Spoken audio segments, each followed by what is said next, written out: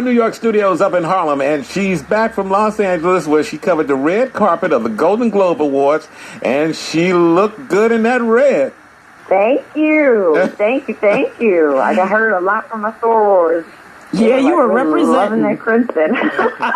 Thank you, guys. It was a lot of fun. Jackie Reid goes inside her story. Good morning, Jackie. Good morning, Tom, Sybil, and Jake. Well, you know, January is National Human Trafficking Awareness Month, which is much needed. Trafficking of girls and young women continues to be a huge problem right here in the U.S. In fact, you guys, Houston is the leading city for reports of human sex trafficking. I'm going inside her story with Amazon best-selling author and activist Angela Smith. She writes about sex trafficking in her latest novel, Behind Closed Doors 2, which was inspired by real-life events. Good morning, Angela. Good morning, Jackie. How are you? Really well. Thanks for joining us. So based on real life, tell us about the sex trafficking encounter that inspired this book. Right after the release of my first book last year, I had an encounter with a young lady who wanted to share her story with me. And she told me about her experience growing up in, I won't say the city, but her mother actually sold her to a man in that city, and he went on to make arrangements for dates with her with other men. She was 12 at the time, and it went on throughout her junior high school year, and she had a baby at 14 and never saw her baby again. And it was just a really horrible story, and I started doing the research, and I was like, I need to write about this. And so that's how... What did she tell you about her relationship with her mother? I mean, what would lead a mother to do something like this? So this is the really bad part. It wasn't drugs. It wasn't anything like that.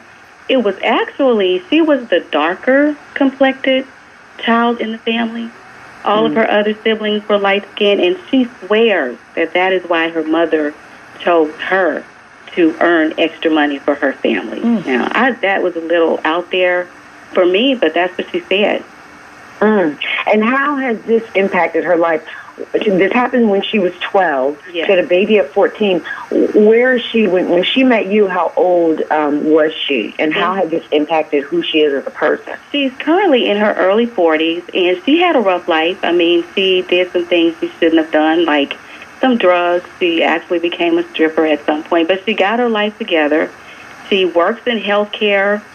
She has a son who's now in college. She's trying to go back to school. So she actually overcame all of her adversities and went on to be successful. But, you know, there are so many who don't get the opportunity to correct wrongs like that in their lives.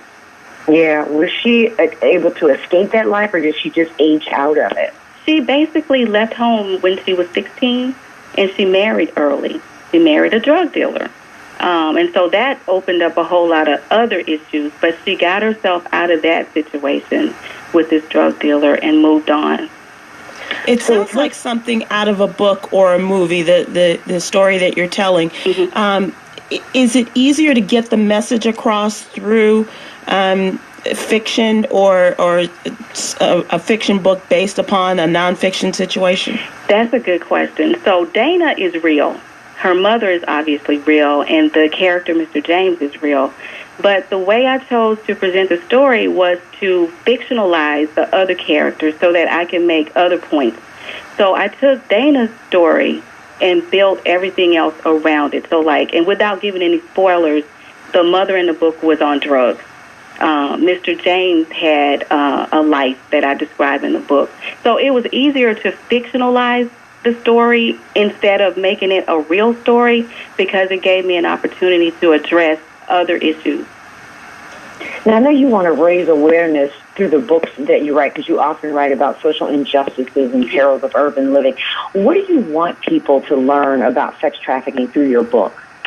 I want people to, if you see a young lady and you know that this child, this girl, was coming to school with raggedy clothes, and all of a sudden now she's got on new shoes, beautiful outfits, her hair is done. And you know nothing in her life changed, investigate, because many times these girls, they give themselves into the lifestyle and they end up embracing it.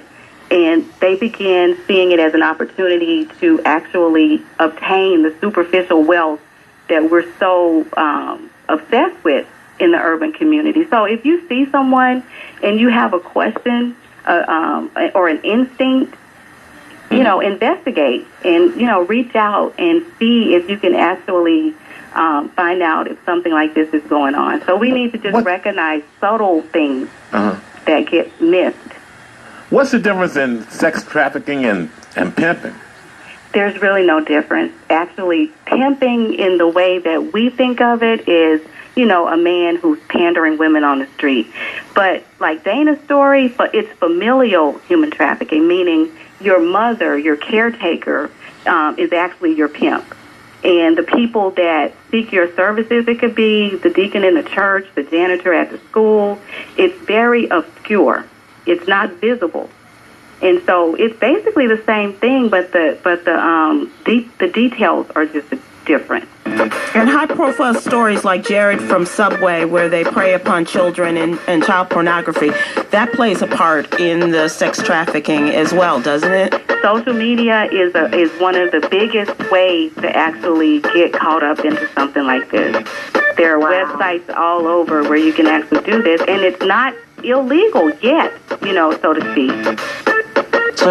Well, the book is Behind Closed Doors, too. You can find it on Amazon. Angela, thank you for being our guest, and thank you for what you do. We appreciate you. Thank you. What a story. That's a great word. Wow.